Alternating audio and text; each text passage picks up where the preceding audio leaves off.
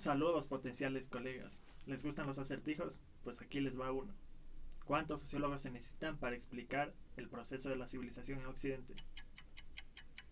Solo uno. Norbert Elias con su obra El proceso de la civilización, escrita en 1939. Algunos datos sobre el autor. Norbert Elias nació en Breslau, hoy Wrocław, Polonia. Estudió medicina, filosofía y psicología en Breslau, Friburgo y Heidelberg. Compartió círculo intelectual con, entre algunas otras personalidades, Alfred y Max Weber y Edmund Husserl. Además que fue discípulo de Mannheim, por lo cual nociones como monopolio de la violencia legítima pueden observarse en sus estudios sociogenéticos sobre el Estado, lo cual veremos más adelante. Huyó del régimen nazi, pero su madre murió en Auschwitz, lo que influyó posteriormente en su obra. También se dedicó al boxeo, uniéndose a la extensa lista de sociólogos pugilistas junto a Loic Baquan. Esto no es un dato menor, ya que esto le serviría de inspiración para escribir posteriormente la obra Deporte y Ocio en el proceso civilizatorio. Lo que quizás nos dé una señal de que eso de que la sociología es un deporte de combate no es una mera metáfora. Para esta exposición tomaré los capítulos de Cómo sonarse, el comportamiento en el dormitorio y la génesis social del Estado. Finalizaré con una breve exposición de cómo creo que se pueden aplicar la propuesta de Elias hacia la sociología de la ciencia. En esta obra, Elias nos muestra cómo se va construyendo a lo largo del tiempo el proceso de la civilización, es decir, cómo se va consolidando esta relación dialéctica entre naturaleza y cultura. No nos habla de un proceso lineal evolutivo, sino más bien nos presenta la idea de curva civilizatoria, la cual propone que en el proceso de la civilización existen momentos de avance y retroceso, tensión y distensión, y está sometida a un cúmulo de contingencias que van modificando su rumbo. En otras palabras, así como hay avances en unos aspectos, se puede experimentar retrocesos en otros, momentos de mayor civilización por un lado y de barbarie por el otro. En la parte metodológica, Elias nos advierte que es imposible retrotraernos infinitamente en un proceso que carece de comienzo. Donde quiera que empecemos encontraremos movimiento, encontramos algo que se ha constituido como un precedente. Por lo tanto, la investigación retrospectiva tiene que fijarse unos límites, de ser posible, límites que correspondan con el proceso real. Para efectos de su investigación, él traza estos límites en los inicios de la Edad Media, aunque no se detiene demasiado en ella porque su investigación se concentra en la curva civilizatoria que va desde la Edad Media hasta la Edad Contemporánea. Para eso hace énfasis en lo que él llama pautas de pudor, las cuales se encuentran plasmadas en los manuales de cortesía y buenos modales que él recupera en su trabajo de archivo. Entre otras razones, los manuales de buen comportamiento le resultan útiles al autor porque considera que lo que ha llegado a documentarse de forma escrita dentro de estos manuales corresponden a una gran tradición oral que reflejaba la cotidianidad y lo que era costumbre dentro de esas sociedades.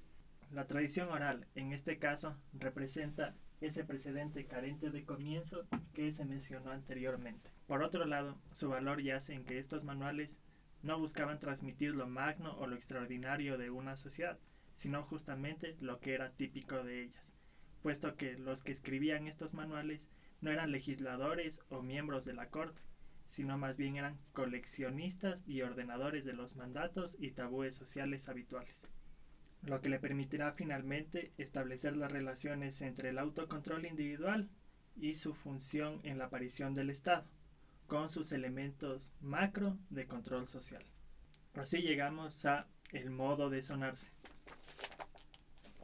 Tal como menciona el autor, no hay nada que no pueda hacerse de una manera civilizada o incivilizada. Esto incluye la forma en la que nos deshacemos de nuestros fluidos corporales. El autor nos muestra 13 fragmentos de manuales de buen comportamiento con respecto a la sociedad en la nariz, que van desde el siglo XIII hasta el siglo XVIII.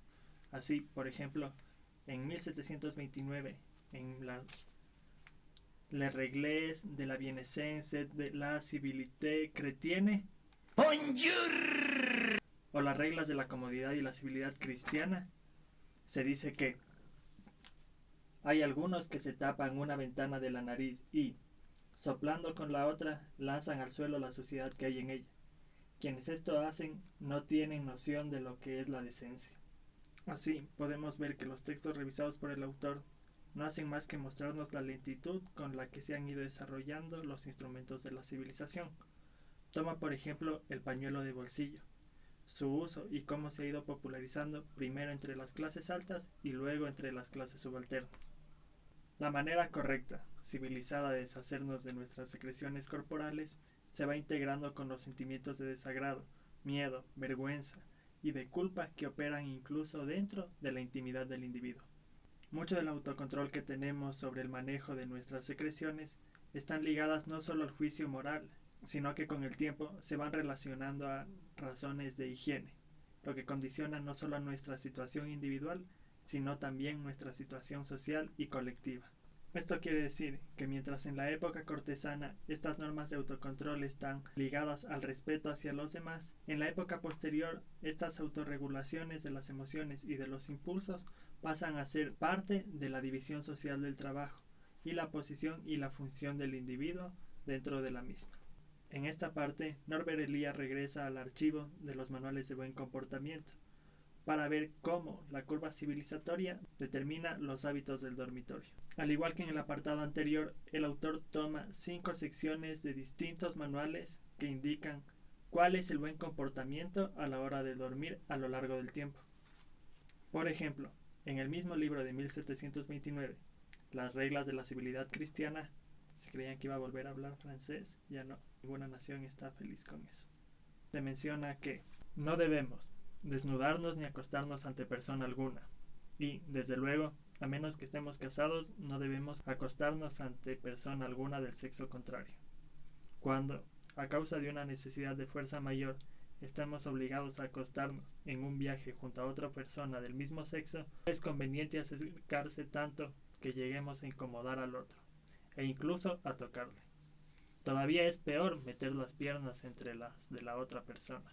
Esta falta de modales en el dormitorio, con el tiempo, llega a generar incomodidad, vergüenza, desagrado, tal como se ilustra en esta escena. ¡El piso está frío! ¡Tápame con las cobijas calientitas!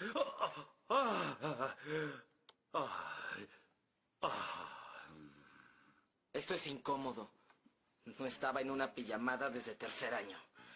Estaba en casa de Jeffrey Feldman y su mamá... ¿Otto, qué rayos haces? Lo sé, soy de los que acaparan las cobijas. ¡Ay, Otto! Lo siento, tengo los dedos fríos. Obviamente Otto no leyó el libro de las reglas de la comodidad y la civilidad cristiana. Ahora bien, ¿por qué Elías se detiene en los hábitos del dormitorio?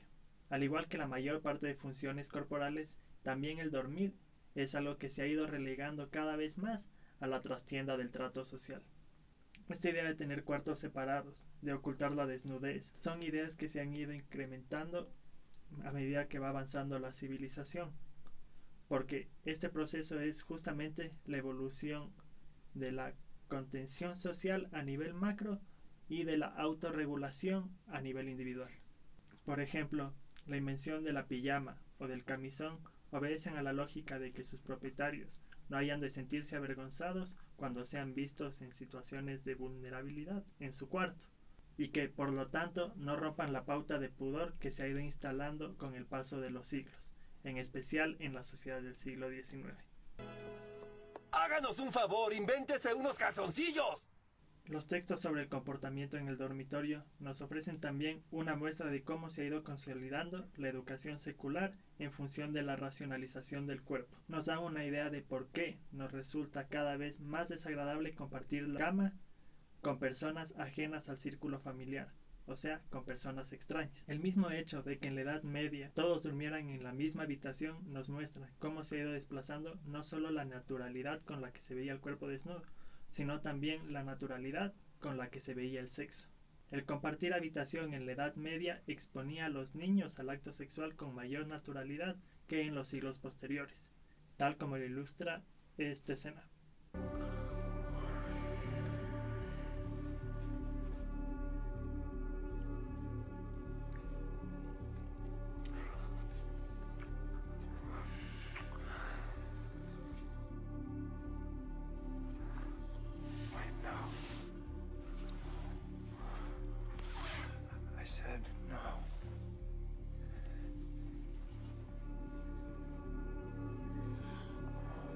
Por lo tanto, el proceso de la civilización da cuenta de esta relación dialéctica que va creando vínculos entre el control macrosocial y el autocontrol, generando reglas de autocontención para comer, para sonarse, para dormir, hasta para hacer el amor nos autocontenemos, yendo al oscurito, invitando a ver Netflix. Y como sociedad, el monopolio jurídico llegó al punto de penalizar en el ámbito legal al sexo en espacios públicos como una falta contra el pudor.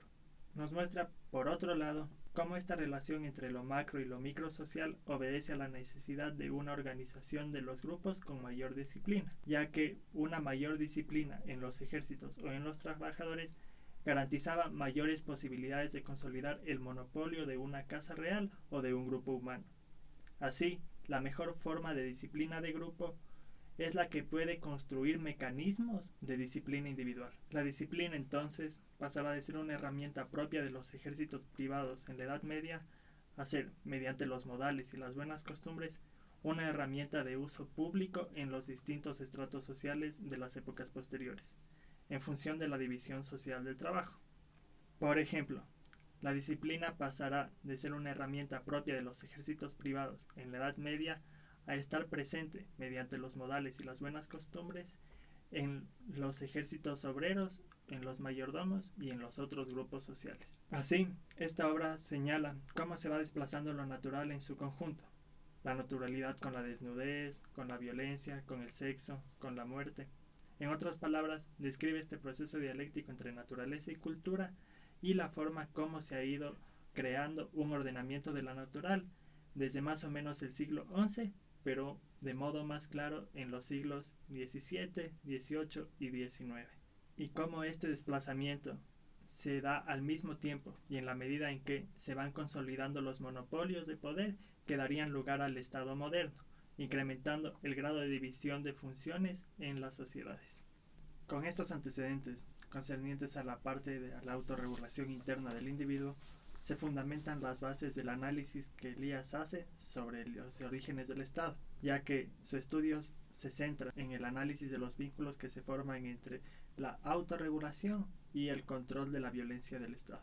En otras palabras, revisa este proceso simultáneo que se da entre el aumento de la autorregulación individual y el aumento de las regulaciones a nivel macro, y cómo se establecen las condiciones de posibilidad que dan paso a la formación de los monopolios financiero, militar y político, los cuales son los que conforman posteriormente el Estado moderno. Después de tener clara la importancia de la parte concerniente a la autorregulación del individuo, Elías se concentra en exponer las dinámicas del Estado en función de su dimensión histórica. De manera similar a los estudios que hace sobre la autorregulación individual, Elías nos expone una serie de datos históricos sobre el desarrollo de las distintas casas reales en Francia, Inglaterra y Alemania, desde la Edad Media hasta la Edad Contemporánea. Hace un recorrido por los hechos históricos que dan camino a la dominación hegemónica de una familia real por sobre las demás, lo que permite a su vez el desarrollo y la consolidación de monopolios concentrados en manos de los primeros grandes reinos de Europa occidental, y que serán los cimientos del Estado moderno. En pocas palabras, nos muestra el recorrido que va desde una sociedad en donde, para ganar algo, tenía que derrotar mediante la violencia a mi enemigo, a una sociedad donde se ha consolidado alguien que simplemente no puede ser derrotado, porque es el más violento de todos y no hay duda de eso.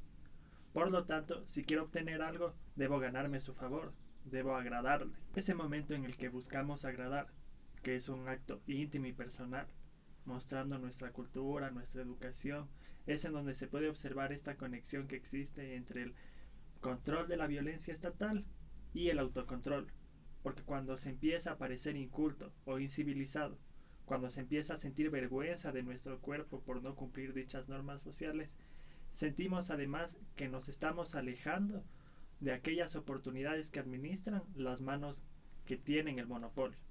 En términos generales, se puede decir que Elías ve al Estado como el conjunto de distintos monopolios, principalmente los monopolios financiero y bélico, que se han desarrollado desde los principios de la Edad Media hasta la Edad Moderna, y que han pasado de la propiedad privada a la administración pública.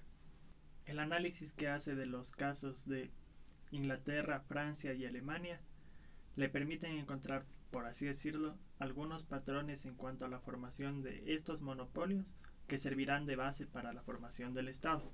Lo que él llama la puesta en marcha del mecanismo del monopolio es una constante cuyo desarrollo toma impulso en las guerras de la Edad Media y que alcanzará un grado alto de desarrollo en la sociedad del siglo XIX. El mecanismo del monopolio es un esquema que se establece a pesar de las contingencias. Más bien, las distintas contingencias lo único que hacen es acelerar o prolongar la instauración de un monopolio, mas no impedir que éste se forme.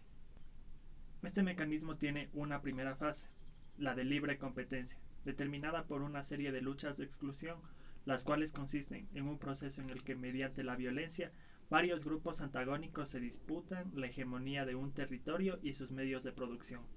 Estas luchas de exclusión tarde o temprano terminan con la imposición de un grupo sobre los demás, la dependencia directa o indirecta de los derrotados hacia los triunfadores. Así, el grupo ganador se apropia de los recursos de los vencidos, excluyendo a estos últimos de las futuras luchas de competencia por los demás recursos. De este modo, se pasa de un sistema de oportunidades abierto a un sistema de oportunidades cerrado, lo que significa que una cantidad menor de individuos dispone de una cantidad mayor de oportunidades, mientras que un número superior de individuos queda excluido de las luchas de competencia, lo que significa que no, el pobre no es pobre porque quiere. La consolidación de un monopolio excluye casi en su totalidad el empleo de la violencia en la lucha competitiva por conseguir las oportunidades que el monopolista tiene por repartir. La práctica de esta competencia se ha refinado, aumentando el control de los impulsos del individuo que depende del favor del señor monopolista. En resumen, vemos que la conformación del mecanismo monopolista consiste en primer lugar, la fase de la competencia libre o de las luchas de exclusión, con su tendencia a la acumulación de oportunidades en un número cada vez menor de manos, hasta ser concentradas en una sola mano. Este mecanismo monopolista consta de una segunda fase, la cual constituye el conjunto de cualidades del Estado moderno, pues es la que posibilita el régimen democrático. Esta fase consiste en que la facultad de gestión de oportunidades centralizadas y monopolizadas tiende a escaparse de las manos del individuo para pasar a un número cada vez mayor de delegados encargados de administrar una parte del monopolio, para convertirse finalmente en una función del entramado de seres humanos interdependientes considerados como un conjunto. En resumen, la fase en que el monopolio pasa de ser relativamente privado a ser un monopolio de administración pública. Así, el régimen democrático, que garantiza la libre competencia entre privados, se fundamenta en la administración pública de los dos principales monopolios del Estado, el monopolio fiscal por un lado y el monopolio bélico o de la violencia por el otro. Ya que ambos monopolios son simultáneos, se tratan de dos caras de la misma administración monopolista, y es en base a la existencia de estos dos que se pueden desprender nuevos tipos de monopolios que, despojados del uso de la violencia como medio de imposición, pueden recurrir a la competencia por los medios de producción y los bienes de consumo dentro de los márgenes de lo que hoy llamamos economía. Es ya en esta etapa en que el grado de interdependencia entre el monopolista y quienes son los encargados de la administración del monopolio llega a ser tal que el señor central mantiene su poderío ya no por la imposición de su capricho, como en la Edad Media, sino que debe encargarse de administrar y mantener el equilibrio de las distintas relaciones de fuerzas que pueden desestabilizar el dominio de su monopolio. Así se crean reglas y leyes públicas que sirven de herramientas para normar y autonormar este monopolio, el rango de acción del poder central y el control de lo público, así como en su momento se hizo con la regulación y la autorregulación del individuo. Pese a la consolidación del régimen democrático, se siguen dando movimientos que están más apegados a las dinámicas feudales. La idea de curva civilizatoria nos da la pauta de que, a pesar de los grandes procesos en materia de administración de lo público, pueden existir movimientos paralelos, cuyas dinámicas son análogas a las de los guerreros feudales. Mucho de lo que nos expuso Elías sobre las sociedades en la Edad Media encuentran paralelismos modernos en nuestra época. Por ejemplo, cuando echamos la mirada sobre las organizaciones criminales, las barras bravas, las pandillas, etc., vemos que estas organizaciones han tenido un desarrollo histórico análogo al mecanismo del monopolio. Empezaron en una fase de luchas de exclusión por el dominio de un territorio y recursos y se fueron imponiendo frente a otras casas señoriales hasta consolidar un monopolio de la violencia y de dinero. En el caso de la delincuencia organizada, los monopolios que administran mantienen su régimen feudal en el sentido en el que son administraciones privadas tanto de los recursos financieros, de la seguridad y de los guerreros con los cuales entrar en conflicto en la disputa por territorios y nuevos recursos. La obra de Elías es un gran ejemplo de cómo la dimensión histórica nos permite profundizar en el conocimiento sobre un fenómeno social específico. En el caso del Estado moderno, adentrarse en los procesos históricos que dieron paso a la puesta en marcha del mecanismo monopolista nos abre el campo de observación que permitió que se consolidara un orden específico que termine por ordenar a la vida social tanto en lo público como en lo íntimo. Dentro de mi campo de interés, que es el análisis sociológico de la ciencia, me llamó mucho la atención cómo se podría aplicar el marco conceptual de Elías al análisis de la ciencia como sistema social, en conjunto a su dimensión histórica. Encontré algunos paralelismos entre la propuesta sobre los utensilios de uso cotidiano, como la cuchara, el pañuelo o el tenedor, y su relación con los procesos macrosociales de formación de los monopolios que otorgan poderío a un grupo, y algunos objetos de uso cotidiano dentro del quehacer científico. Así, se podría hacer una revisión del proceso histórico de las unidades de medida del sistema internacional, por ejemplo, el metro, ya que al igual que la cuchara o el tenedor, el uso del metro ha ido consolidando su función y delimitando su forma a lo largo de los siglos, de modo tal que su trato y su uso no solo se ha vuelto cotidiano, sino racional. Obedece a la lógica de ir generando mecanismos que vayan ordenando el mundo natural en función de esa relación dialéctica entre la naturaleza y la cultura. Y su origen da cuenta de un proceso civilizatorio a nivel macrosocial. Entonces, ¿cómo se inventó el metro? En la Revolución Francesa de 1789, junto a otros desafíos considerados necesarios para los nuevos tiempos, se nombraron comisiones de científicos para uniformar los pesos y las medidas, entre ellos la longitud. Esto con el objetivo de simplificar los intercambios, facilitar el comercio y el cobro justo de impuestos, además de dejar en desuso todo lo que tenga que ver con el antiguo régimen monárquico, entre eso esas medidas utilizadas por el imperio como la libra o la milla. Entonces, ¿por qué un metro mide un metro? ¿O cómo se define un metro? Inicialmente, esta unidad de longitud fue creada por la Academia de Ciencias de Francia en 1792 y definida como la 10.000.000ª parte de la distancia que separa al polo norte de la línea ecuatorial a través de la superficie terrestre. La definición actual de metro está basada en el cálculo de la velocidad de la luz y es la distancia que recorre la luz en el vacío en un intervalo de tiempo. Ese intervalo de tiempo corresponde a... Al igual que con los otros monopolios, los conocimientos científicos se salieron de la capacidad de manejo del señorío y se fueron delegando para su administración. Dichas administraciones se encargaron de definir las leyes, los sujetos y las normas con las cuales los saberes entraban o no dentro del campo de los conocimientos científicos. Así, para finalizar, antes de la consolidación de un régimen democrático, las protociencias competían libremente y discutían entre sí por cuál teoría tenía más validez que la otra, hasta que se consolidó un monopolio de saberes científicos, los cuales se encargaron de definir cuáles eran sus métodos, sus objetos de estudio y sus productos, separando así las ciencias de la pseudociencia.